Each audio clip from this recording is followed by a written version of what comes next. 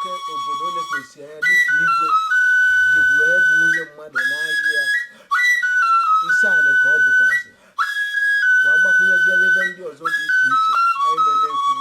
ugbu a bụgasị nsọ anị. Daalụ.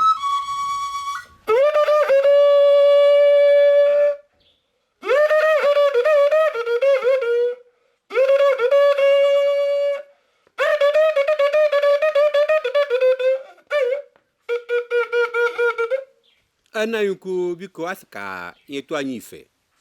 kedu ihe agụ mmadụ mee ọmanụ ya merụ nsọ anị n'ọya bụ mmadụ eme n'omenanị na ọdịnala Igbo amalị na anya bụ mmadụ emelụwo na ya bụ mmadụ emewo nsọ na n'eziokwu ya lụtụwe aka mụ na amalụwo arụ adịnagụ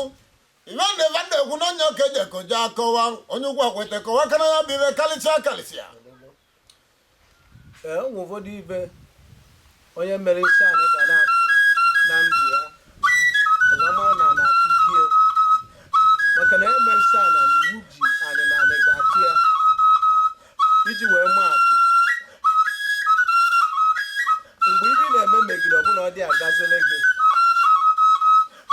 mgbe arụ nwoke bịa zaba azaba mgbe nwoke bịa tụrụ ime dịka nwaanyị bụbu afọ ime anwa ma ọ ma mmụ ya mụ ịma na nsọ anị nọ meterụ na na ejide gị nya bụ ụfọdụ ibe ga-abụ na-afụ n'ebe onye mere nsọ anị nọ ịma na na-atụgolie nne ka anyị ji ama onye a na-eji onye mere nsọ anị. Daalụ.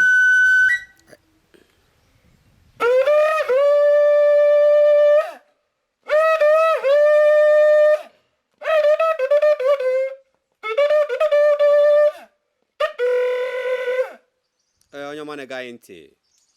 Enugu Kosiara ifukwu nkọwa ụsa ọkọwa n'ụbọchị nke taa anyị na-asị na